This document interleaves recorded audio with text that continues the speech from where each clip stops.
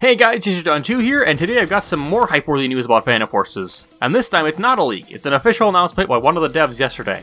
If you've been on the Phantom Forces subreddit anytime in the past 24 hours, you probably already heard, but Phantom Forces is getting a ranked competitive mode and matchmaking option. And we even have a solid release date for it. Yep, that's right, forget CPFL, the game itself will support a competitive matchmaking system.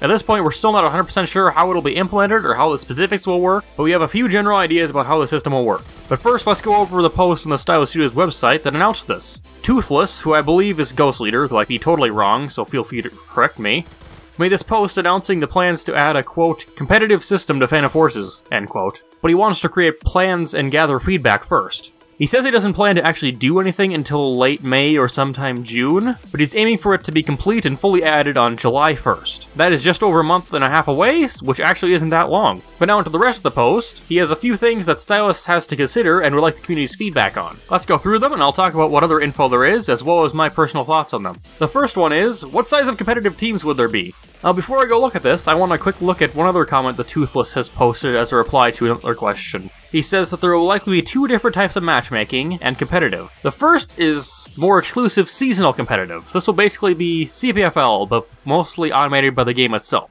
Teams will register, they'll pick a roster of players, and this will all be set in the game, I imagine. Then these teams will complete an automated version of CPFL matches, where most likely the game itself will be the ref, and the streamers will have a proper spectate mode other than the deploy spectate. This, as I said, will be much more exclusive, and most players won't be able to participate because it'll be played by players on a whole different skill level, and the fixed teams and rosters won't allow for a great deal of players to participate. The second option, which I believe most players will participate in, is the ranked mode. In this, you will queue up with other players around your skill level and participate in matches. As you win or lose, your competitive score will go up and down, and who you were matched against will change as a result. This will be accessible to everyone over a certain rank, and that rank will likely be somewhere around rank 30 or so. Or at least that's the current mark the dev team is thinking of. So back to the initial question, how big should the competitive teams be? Well, it's my personal opinion that they should consist of 4 players, one of each class. And that way you won't see a team of 4 people using M60s or BFGs, and there'll be a level of variety required. Variety keeps things fresh and can encourage people to try a gun they normally wouldn't. There are also arguments for larger team sizes, some even up to 16 versus 16, but in addition to the significantly increased matchmaking time that would cause, the more people who actually camp an objective, the harder it'll be for their team to capture it, and the more chaos there will be as opposed to actual tactics and strategy.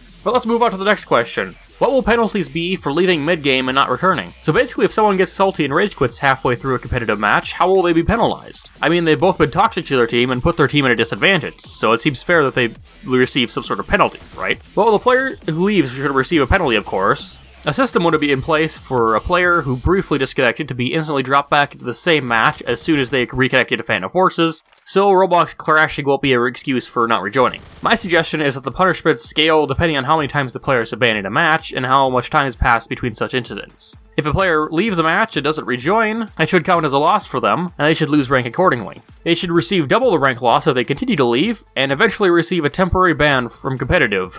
Next up, should there be rewards? If so, how much, why, and what if someone cheated?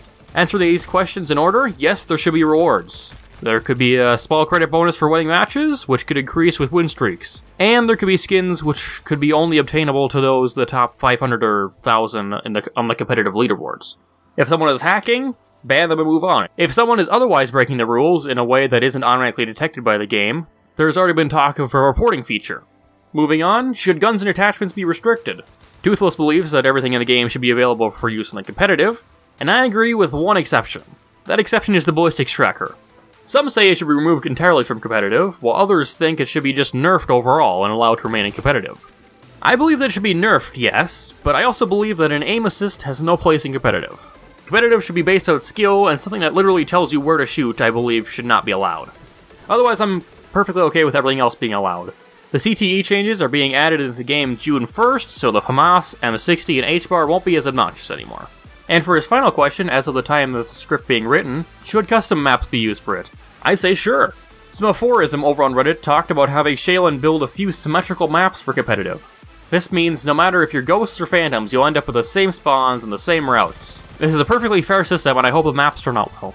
These maps would not be used in the normal, casual Phantom Forces, and would be limited to the competitive mode. They would likely be designed around whatever the chosen player count is, so they'd be bigger or smaller depending on how many players will be playing on them.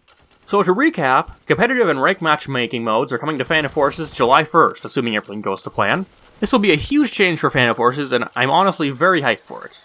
But yeah, let me know what you think. Do you think a 4v4 is a good number for players? How do you think players should be rewarded? What do you think of competitive-only maps? Let me know in the comments. Yeah, thanks so much for watching, and I'll see you next video. Bye!